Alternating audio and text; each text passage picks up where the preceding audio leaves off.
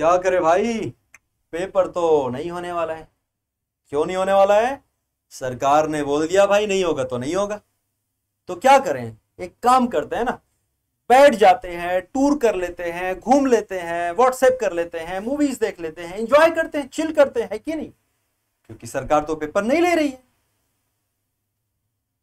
उसके बाद जिस दिन नोटिफिकेशन आएगा, ओ माय गॉड, सर ये मैं कहां से करूं, सर मैं वो कहां से करूं, सर ये नहीं हुआ है, सर वो नहीं हुआ है।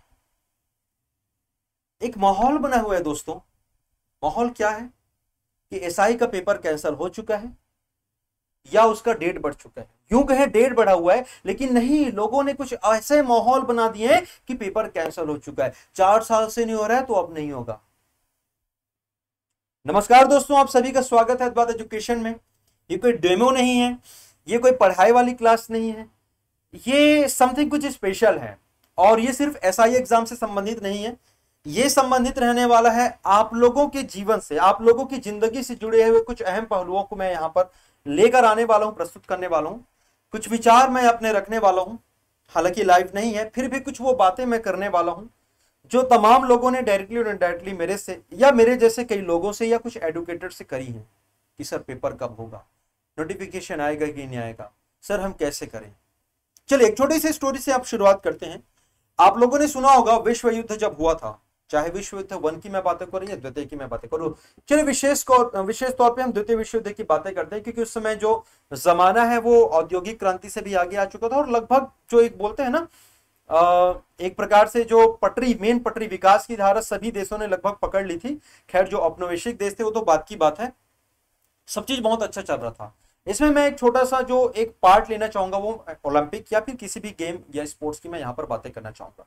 क्योंकि ऐसा माना जाता है कि स्पोर्ट्स जो होता है, जो गेम जो होता है, जो खिलाड़ी जो होते हैं, उनको स्पेशली इसलिए लिया जाता है किसी भी फील्ड में, किसी सरकारी जॉब में, क्योंकि उनके अंदर एक सबसे बड़ा जो गुण पाया जाता है।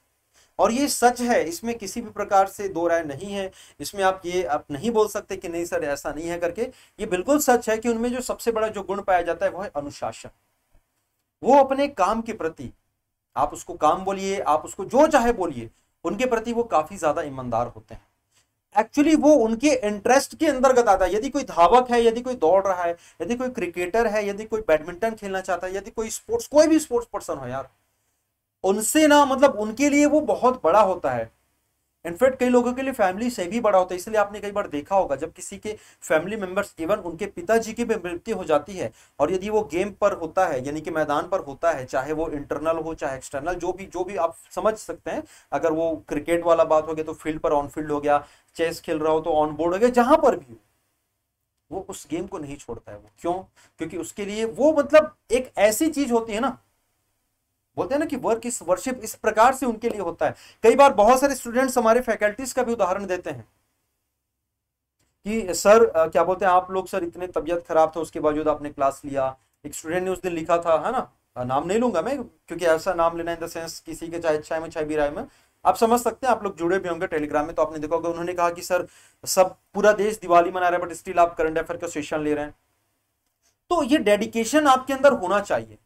अब बोलोगे सर ये सब बातें छोड़िए, सर आप तो ये बताइए कि सर आप यहाँ पर क्यों आए हैं, एग्जाम होगा नहीं होगा, इतनी बातें बता दीजिए, हमको ये सब नहीं सुननी है।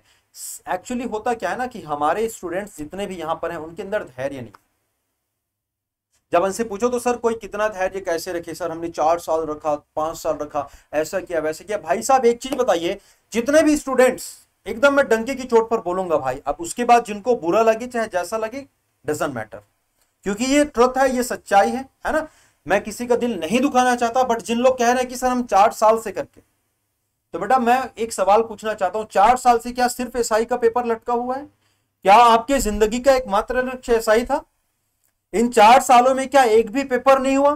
क्या आप में इतनी काबिलियत नहीं थी कि अगर आपको लगता है कि आप, अगर आज कल के डेट में एग्जाम हो जाता है, मैं मान लेता हूं कि कल नोटिफिकेशन आता है, 15 दिन में एग्जाम हो जाता है, मान लेता हूं, क्या आप ये लिखकर दे सकते हो? क्या आपके अंदर इतनी काबिलियत है कि आप तुरंत, है ना, जब पोस्टिंग आएगी क्या आपके कंधे पर 2 सितारे होंगे? आप सोचिए पहले इस बात को, आप इस गहराई पर जाइए पहले। क्या आप वो पोस्ट हासिल कर सकते हैं?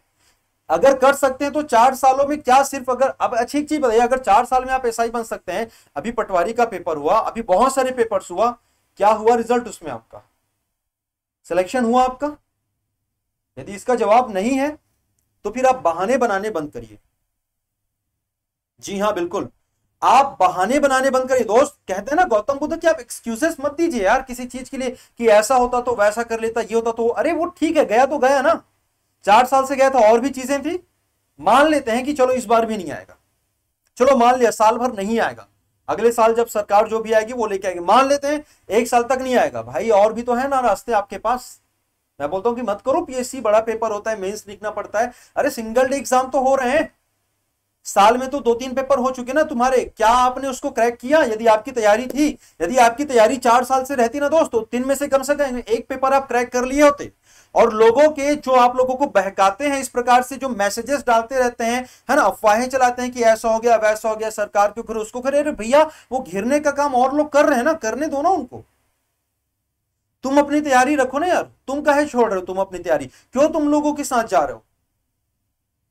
मैं मान रहा हूं कि कहीं ना कहीं हर चीज में पॉलिटिक्स इन्वॉल्व होता है, इस बात से मैं बिल्कुल नहीं नकार रहा हूं कि ये चीजें टाइम पर होनी चाहिए थी, मेरा है समर्थन है इस चीज को, है ना, कि ये स्टूडेंट के साथ गलत हुआ है, मतलब उनको सही टाइम पे चीजें नहीं मिले, मैं मानता हूं इस चीज को। इसके लिए मैं ये नहीं कर रहा हूं कि मैं किसी का फेवर करूं या किसी का अपोज, नहीं, ये सही है।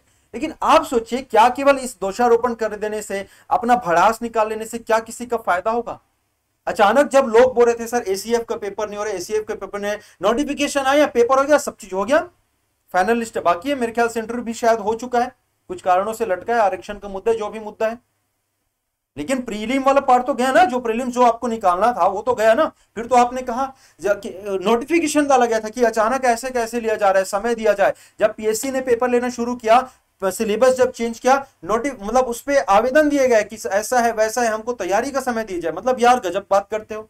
जब सरकारें पेपर लेना चाहती तो सरकारी इन द सेंस आयोग जब पेपर लेना चाहता है तो कहते हो कि हमको समय दीजिए, जब वो कुछ कारणों से डिले हो जाता है तो बोलता पेपर क्यों नहीं हो रहा? भैया मतलब अगर इतना कॉन्फिडेंस है कि आप निकाल सकते हो, आप क्रैक कर सकते हो, तो आप करिए ना तैयारी, आप कुछ और बड़े एग्जाम की तैयारी कर लीजिए। किसने बोल रखा है कि केवल यही एग्जाम है? एक्सक्यूजेस यदि आप दे रहे हो दोस्तों, तो वो सिर्फ सिर्फ सिर्फ और सिर्फ, ना ही आप हमको बेवकूफ बना रहे हो, ना ही आप अपने पेरेंट्स को बेवकूफ बना रहे हो, आप स्वयं को बेवकूफ बना रहे हो। और इस बात को आप हमेशा गांठ बांध के रखिए, जब मतलब एक समय जब निकल जाएगा, खुदा न करे कि ऐसा समय आए कि आप बेरोजगार रहें या आपके सामने कुछ ना रहे। हम चाहते हैं कि किसी न किसी पोस्ट में आपका सिलेक्शन जरूर हो, कहीं ना कहीं आप सेटल हो जाएं, एक बोलते हैं ना गरिमामय जीवन आप जिए, हम चाहते हैं, हमारी दुआएं हैं। हम टीचर्स कभी कोई बद्दुआ नहीं देता, टीचर हमेशा याद रखना, टीचर के शब्द कड़े जरूर हो सकते हैं बेटा। और मैं हमेशा बोलता हूं, चाहे यूट्यूब सेशन हो, चाहे मेरा ऐप लाइव का सेशन हो, चाहे कोई सा भी चाहे स्पेशल सेशन हो, चिकनी चुपड़ी या मीठी मीठी बातें, प्यारी प्यारी बातें करके स्टूडेंट्स को उलझा के, है ना, उनको एक बोलते हैं ना एक दिग्भ्रमित करके मैं 4 पैसे कमा लूंगा या 4 नाम कमा लूंगा, वो मुझे पसंद नहीं है। 4 गाली दे दो भाई, 4 शब्द बोल लो, लेकिन मेरे इस बोलने के कारण यदि एक भी बच्चा अपने पद से नहीं भटकता, वापस ट्रैक में आता है, तैयारी करता है और एग्जाम क्रैक कर लेता है, तो मैं समझूंगा कि मेरा यहां पर आकर बोलना, मुझे मेरा यह कहना मेरे लिए सार्थक साबित हुआ। मेरा काम है जो सही चीज है वो बताना, सही चीज का गाइडेंस देना। भाई होगा नहीं होगा उस पर आप चाहकर भी कुछ नहीं कर सकते। भगवत गीता के एक सुंदर सा संदेश है, तुम्हारा जो अधिकार है तुम्हारे कर्म पर है। पढ़ाई करो, देर नहीं, मतलब आज नहीं, कभी न कभी होगा, देर सवेर पेपर होगा। ये पेपर नहीं होगा तो कुछ और पेपर होगा, इस टाइप का नहीं होगा तो किसी और टाइप का होगा, लेकिन होगा जरूर, होगा जरूर। हौसला रखिए, विश्वास रखिए, डेफिनेटली होगा। इस तरह की चीजों पर मत पड़िए कि ये नहीं हो रहा है, वो नहीं हो रहा है, ऐसा है वैसा एंड ऑल। किसी भी चीज पर आप टेंशन मत लीजिए, किसी भी चीज के बारे में मत सोचिए, आप तो केवल अपना प्रिपरेशन रखिए, ठीक है। हो सकता है मेरे शब्द कड़वे लगे होंगे, हो सकता है मैं जो चीजें बोला होंगे वो चुभा होगा, चुभना चाहिए भाई, चुभना चाहिए आपके अंदर, चुभे, करिए आप करिए, या तो फुल फ्लैश राजनीति में आ जाइए या तो अपनी तैयारी करिए, है ना। सिस्टम को साफ करना है, दोनों तरीके हैं, जो तरीके आपको अच्छा लगता है करिए, बस अपना ध्यान आप भटकाइए मत, अपना ध्यान हमेशा केंद्रित रखिए। अद्वैत एजुकेशन और हम हमेशा आपके लिए हैं, हमेशा आपके लिए रहेंगे और हमेशा आपके उज्जवल भविष्य की कामना करेंगे और आपके भले के लिए हम लोग आप लोगों को बातें बताएंगे, है ना। तो चलिए, मैं समझता हूं कि आपको मेरी बातें समझ आई होंगी, आप लोग इस पर विचार जरूर करेंगे और अपनी तैयारी जारी जरूर रखेंगे। Okay guys, so thank you so much. Deepavali की शुभकामनाएं आप सभी को। जय हिंद।